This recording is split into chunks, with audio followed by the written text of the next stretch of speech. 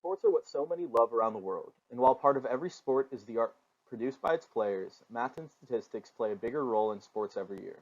From the athletics Moneyball to Michael Jordan starting to lift weights, math and science make the sports we love better and help us understand key parts of each game. The free throw is the only time in basketball where the game is completely stopped, which not only puts an incredible amount of stress on the player taking the shots, but also provides an interesting question. If the only variable during a free throw for a player is stress, then it must be possible to make it every single time. The highest percentage of free throws made in a single season was set by Jose Calderon of the Toronto Raptors, where he hit 151 out of 154 free throws, or a staggering 98.1%. Yet the career leader in free throw percentage is Steve Nash at 90.4%. The math behind the arc of the free throw is actually quite complicated. Dr. David Sepala-Holtzman published his article, An Optimal Basketball Free Throw, where he goes in depth of the upper and lower bounds of a made shot and the angle and velocity needed. The perfect swish is then 290.85 inches per second at an angle of 54 degrees. But even with the math, Sepala-Holtzman admits that this cannot be replicated in real life, because simply humans are not robots. They are different heights, have different sized hands, etc. Steve Nash was quoted in a video by Wired where he mentions that for NBA greats, the free throw no longer becomes a test of skill, but a test of whether or not a player can eliminate the distractions around them and be as close to perfect as possible.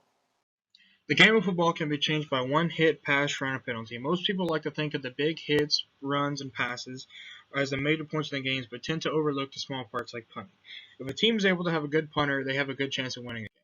Most NFL offenses take 33 yards to score a touchdown and 33 yards per drive. This means if they are past the 34-yard line, they're not going to score a touchdown. If they are past their own 34-yard line, they will not score any points at all. So if a punter is able to pin them behind the 33-yard line, they will not score any points that drive. Punters can do this by using the average punt of 47 yards, starting at his 21-yard line, to pin the team deep in their own end zone, deep in their own red zone. So there are many ways a punter can do this. The best way for this is to maximize the launch angle, which is 45 degrees, and to have a spiral punt, which will give the ball the maximum distance and the maximum hang time. If the punter does not have as much room to work with, he's going to increase his launch angle and to allow for the punt to go higher and stay in the air longer. If the punter wants to slow down the ball the most, he's going to topple the ball end over end and allow for the ball to have the most drag and therefore stay in the air for the longest. Punters are the unsung heroes because using this physics, they can change the outcome of a game in an instant. Golf.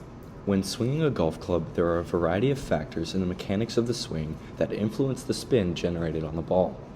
Spin affects the flight the ball will take in the air. There are three main types. First is a draw. When a club impacts the ball on the inward side, it creates a counterclockwise spin. This causes the ball to move to the left in the air. On the other hand, when a club impacts the outer side of the golf ball, it creates a clockwise spin, which causes the ball to move to the right in the air. This shot is called a slice or a fade. The third type of ball flight is simply a straight trajectory. This is the most difficult swing to make because it requires you to hit the club and the golf ball square in the center. In doing so, there is neither a clockwise or counterclockwise spin, which allows for a straight trajectory. Last is the backspin. It is used by golfers to control the roll on the ball after it lands. It helps golfers hit their balls closer to the hole. Backspin is generated when the club impacts the backside of the ball with a downward force. This contact causes the ball to compress, and the friction between the club head and the ball results in the backward spin. But leave it to the professionals to master these techniques. Hello, I am Mark Herpin, and this is the Curveball and its effects on Major League Baseball. This is how to hold and throw a curveball. As you can see, you place your hand in the position seen in the picture, and you rotate your hand downwards while throwing the ball. For my project, I made an Excel sheet with the top 100 pitchers from the last 10 years, sorted by their curveball average spin rate, or the revolutions per minute of the ball while a curveball is thrown. Also documented our strikeouts and strikeout percentage, and the earned run average, which is the average runs allowed per game. In the curveball average spin rate versus ERA graph, you can see the trend line is downwards, meaning that higher curveball average spin rate constitutes to a lower ERA. In this case, in the strikeout graph, a higher curveball average spin rate constitutes some more strikeouts in the season. And this is the same case for strikeout percentage, meaning a higher curveball average spin rate means a higher strikeout percentage in that season. The results, the trend lines on the three graphs portray that a higher curveball average spin rate makes a pitcher's ERA lower and strikeout percentage higher. In all three categories, a higher curveball average spin rate makes a pitcher better than his competitors.